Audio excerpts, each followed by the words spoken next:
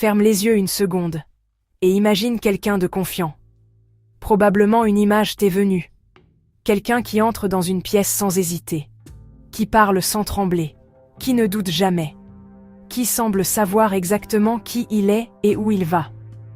Quelqu'un pour qui le regard des autres ne semble avoir aucun poids. Tu as peut-être passé des années à essayer de devenir cette personne, à chercher cette assurance permanente, ce calme inébranlable, cette absence totale de doute. Cette personne n'existe pas. Pas vraiment. L'image que tu viens d'imaginer, ce calme parfait, cette absence de doute, c'est un personnage. Une façade. Et les gens qui la portent le mieux ne sont pas les plus confiants. Souvent, ce sont ceux qui ont le plus besoin de le paraître. La vraie confiance en soi ne ressemble pas du tout à ça. Et tant que tu chercheras cette image, tant que tu mesureras ta confiance à l'absence de doute, de peur, d'hésitation, tu chercheras quelque chose qui n'a jamais existé. Pas chez toi, chez personne. Aujourd'hui, dernier épisode de cette série, je vais te montrer ce qu'est vraiment la confiance en soi, comment elle se construit. Et pourquoi, une fois que tu comprends son vrai mécanisme, elle devient quelque chose que plus rien ne peut t'enlever. Il y a une confusion massive entre deux choses qu'on traite comme synonymes, alors qu'elles n'ont presque rien en commun. L'assurance et la confiance. L'assurance, c'est une performance. C'est la posture, le ton de voix, l'aisance apparente. Elle peut exister sans confiance réelle. Et c'est même très fréquent. Beaucoup de personnes très assurées en apparence sont rongées par le doute en privé. L'assurance peut être un masque. Et les masques sont souvent des stratégies de protection plutôt que des signes de force. La confiance, elle, est intérieure, silencieuse. Elle ne se voit pas forcément de l'extérieur. Une personne peut être confiante et discrète, hésitante dans sa façon de parler, mal à l'aise dans les interactions sociales, et pourtant porter en elle quelque chose de profondément stable. Et inversement, quelqu'un peut maîtriser tous les codes de l'assurance sociale et se sentir, intérieurement, complètement perdu. La confiance n'est pas l'absence de doute. C'est la capacité à agir malgré le doute, sans que ce doute remette en cause ta valeur fondamentale. Une personne confiante peut avoir peur, se sentir incertaine, ne pas savoir si elle va réussir. Et avancer quand même. Pas parce qu'elle ne ressent rien. Parce que ce qu'elle ressent ne décide pas pour elle. Cette distinction n'est pas juste sémantique. Elle a des conséquences énormes. Si tu cherches l'assurance, l'absence apparente de doute, tu chercheras toute ta vie quelque chose d'extérieur, de performatif, de fragile, qui peut s'effondrer au premier vrai défi. Si tu construis la confiance, la stabilité intérieure malgré le doute, tu construis quelque chose qui tient même quand tout le reste s'effondre. Et voici la question qui va structurer tout cet épisode. Comment est-ce qu'on construit cette stabilité intérieure? D'où vient-elle vraiment? La réponse est plus simple et plus exigeante que tu ne le penses. Pense à une personne en qui tu as une confiance absolue. Quelqu'un dont tu sais que si elle dit qu'elle sera là, elle sera là. Si elle dit qu'elle fera quelque chose, elle le fera. Si elle te donne sa parole, tu n'as même pas besoin d'y réfléchir. Comment cette confiance s'est-elle construite? Pas en un jour. Pas par une déclaration. Elle s'est construite par accumulation. Par des centaines de petits moments où cette personne a fait ce qu'elle avait dit. Où elle a tenu, même quand c'était inconfortable. Où son comportement a confirmé encore et encore qu'elle était fiable. La confiance qu'on a envers quelqu'un d'autre n'est rien d'autre que ça. Une réputation construite par des preuves répétées dans le temps. Maintenant, voici la question qui change tout. Pourquoi est-ce que la confiance en soi fonctionnerait différemment? Elle ne fonctionne pas différemment. La confiance en soi est exactement la même chose, appliquée à toi-même. C'est la réputation que tu t'es construite auprès de toi-même, à travers tes propres actes, observés dans le temps, par la seule personne qui te voit vraiment agir 24 heures sur 24. Toi. Il y a une partie de toi qui observe tout. Chaque fois que tu te dis que tu vas faire quelque chose, et que tu le fais. Chaque fois que tu te dis que tu vas faire quelque chose et que tu ne le fais pas.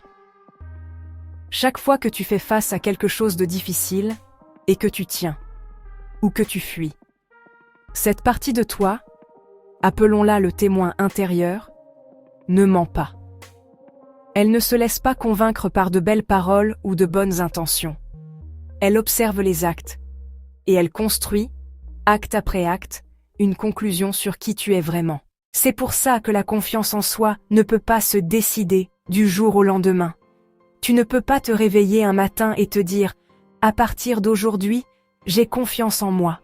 Pas plus que tu ne peux décider qu'un ami peu fiable devient soudainement digne de confiance simplement parce que tu l'as décidé. La confiance se gagne. Toujours. Auprès des autres et auprès de soi-même, exactement de la même façon. Et voilà pourquoi tant de techniques de confiance en soi rapides échouent. Les affirmations positives répétées devant un miroir, les discours motivants, les citations inspirantes, elles s'adressent à la voix consciente. Mais le témoin intérieur, lui, n'écoute pas les discours. Il regarde les actes. Et si les actes ne changent pas, le témoin intérieur ne change pas d'avis. Peu importe ce que tu te répètes. C'est la raison pour laquelle toute cette série prend tout son sens maintenant. Chaque épisode que tu as regardé, sortir de sa zone de confort, construire la discipline, apprivoiser l'ego, traverser le syndrome de l'imposteur, reconstruire son identité, habiter le silence, comprendre la procrastination, décider sans regret. Chacun de ces épisodes était, sans que ce soit dit explicitement, un dépôt dans le compte de confiance que tu as auprès de toi-même. Chaque fois que tu as agi malgré la peur. Chaque fois que tu as tenu malgré l'absence d'envie. Chaque fois que tu as reconnu ton ego sans le laisser conduire.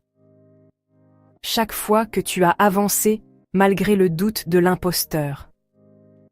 Chaque petit vote pour la personne que tu veux devenir. Chaque décision prise et assumée.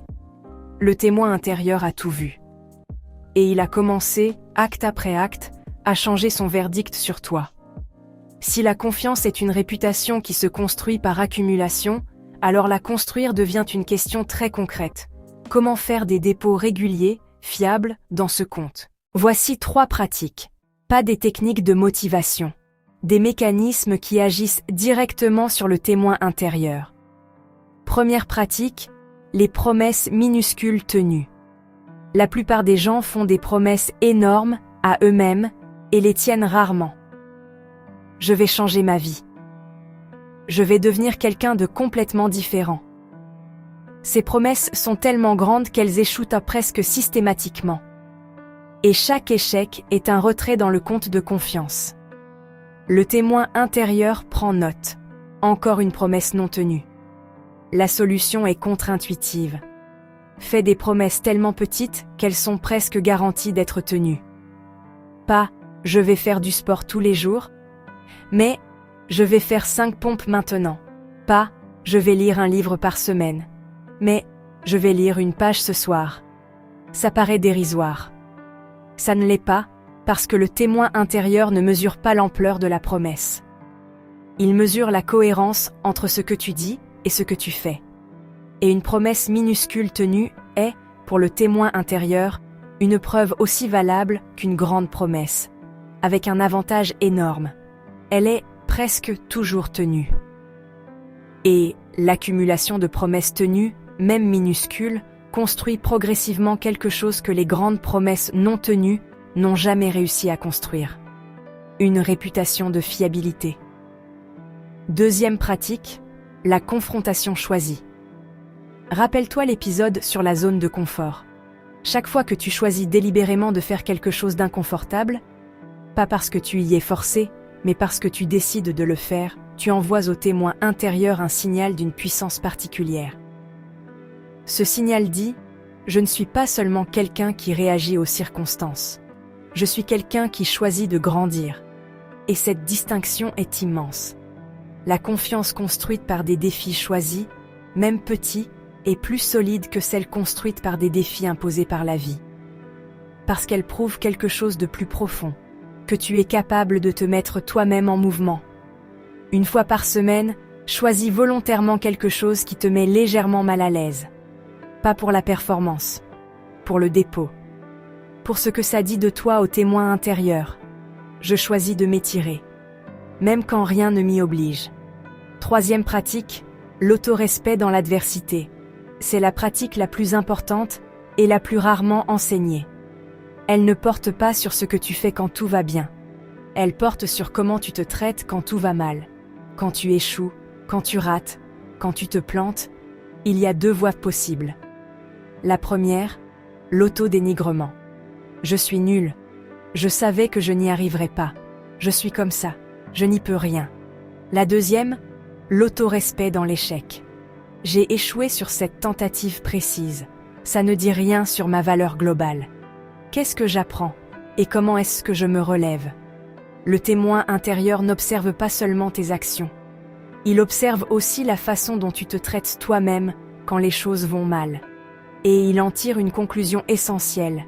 Est-ce que cette personne, moi, mérite d'être traitée avec respect, même dans l'échec? Ou est-ce qu'elle m'abandonne au premier signe de difficulté? Une personne qui se traite avec dureté à chaque échec construit, sans le vouloir, une réputation intérieure de fragilité.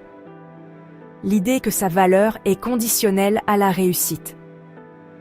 Une personne qui maintient son respect, pour elle-même, même dans l'échec, construit quelque chose de radicalement différent. La preuve que sa valeur ne dépend pas du résultat. Et c'est exactement cette preuve-là qui rend la confiance indestructible, parce qu'elle ne peut plus être menacée par l'échec. Elle l'a déjà traversée, et elle a tenu. Je veux te proposer un exercice simple. Pas pour aujourd'hui, pour toujours. Pense à un ami proche. Quelqu'un que tu aimes profondément. Maintenant, imagine que cet ami vient de traverser un échec difficile. Une déception. Un moment où il doute complètement de lui. Comment lui parlerais-tu? Quels mots choisirais-tu?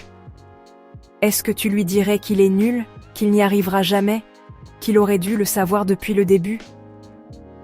Bien sûr que non. Tu lui parlerais avec douceur, avec perspective.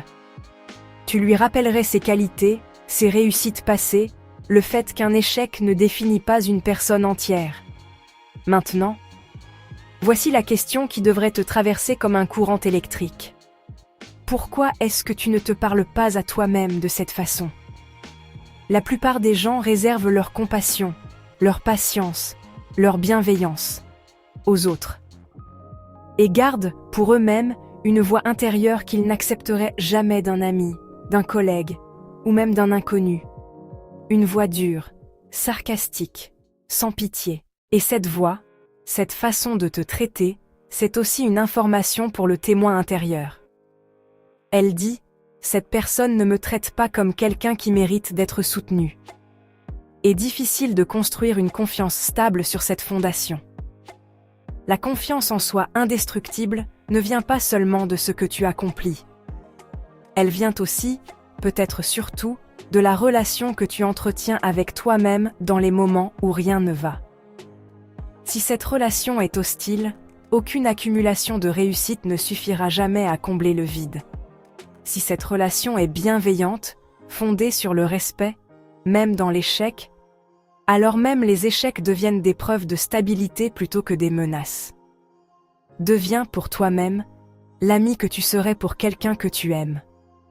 Ce n'est pas de la complaisance. C'est la fondation sur laquelle tout le reste, la discipline, le courage, l'identité, le sens, peut enfin tenir durablement. La révélation finale. Et celle-là rassemble, je crois, tout ce qu'on a exploré ensemble dans cette série. On a commencé par la zone de confort, l'idée que sortir de ce qui est familier te renforce. Puis la discipline, agir malgré l'absence d'envie. L'ego, comprendre ce qui te pousse à te protéger, le syndrome de l'imposteur. Avancer malgré le doute sur ta légitimité. L'identité, devenir quelqu'un par accumulation de petits votes. Le silence, t'entendre vraiment. La procrastination, comprendre ce que tu évites. Les décisions, choisir sans la certitude et s'engager pleinement. Et maintenant, la confiance en soi. Et voici ce que je veux que tu vois. La confiance en soi n'est pas un sujet parmi d'autres dans cette série. C'est ce que produit, mécaniquement, l'accumulation de tout le reste. Chaque fois que tu sors de ta zone de confort, c'est un dépôt. Chaque fois que tu tiens ta discipline, c'est un dépôt. Chaque fois que tu reconnais ton ego sans le laisser conduire, c'est un dépôt. Chaque fois que tu avances malgré le doute de l'imposteur, c'est un dépôt. Chaque vote pour la personne que tu veux devenir, c'est un dépôt. Chaque moment de silence habité, chaque tâche commencée malgré la résistance, chaque décision assumée pleinement, tout ça, ce sont des dépôts. La confiance en soi n'est pas le point de départ de cette série. C'est son point d'arrivée, sa conséquence naturelle. Et c'est pour ça que la confiance en soi ne peut jamais être le premier pas. Tu ne peux pas décider d'avoir confiance en toi et que ça change quelque chose. Pas plus que tu ne peux décider qu'un compte en banque vide devienne plein. Il faut des dépôts. Réels, répétés, dans le temps. Mais voici la bonne nouvelle.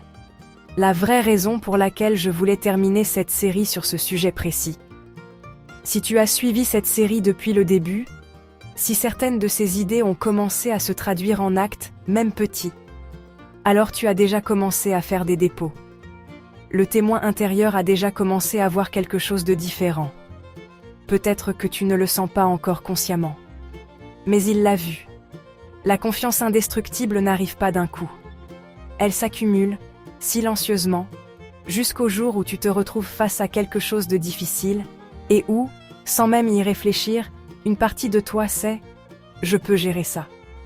Pas parce que je sais que ça va bien se passer, mais parce que je sais ce que je fais quand ça va mal. Je l'ai déjà fait. Plusieurs fois. Je tiens. Ce soir, je ne te demande pas un grand geste. Je te demande une promesse minuscule, à toi-même, que tu vas tenir. N'importe laquelle. Et je te demande, la prochaine fois que tu échoues à quelque chose, de te parler comme tu parlerais à quelqu'un que tu aimes. Ce sont des dépôts, petits, mais réels. Et c'est exactement comme ça que tout commence. Dans les commentaires, dis-moi, quelle est la promesse minuscule que tu te fais ce soir? Écris-la. Pas pour moi. Pour le témoin qui regarde, celui qui est en toi et qui retient tout. Cette série touche à sa fin pour l'instant. Merci d'avoir été là. Pour un épisode, pour plusieurs ou pour tous. Si quelque chose a changé pour toi pendant ce parcours, dis-le. Quelqu'un d'autre en a peut-être besoin aujourd'hui. D'autres vidéos arriveront, sur d'autres territoires du développement personnel et de la psychologie. Abonne-toi si tu veux continuer ce chemin avec moi. Prends soin de toi. Et souviens-toi, la confiance ne se trouve pas. Elle se construit, un acte à la fois. Et tu as déjà commencé.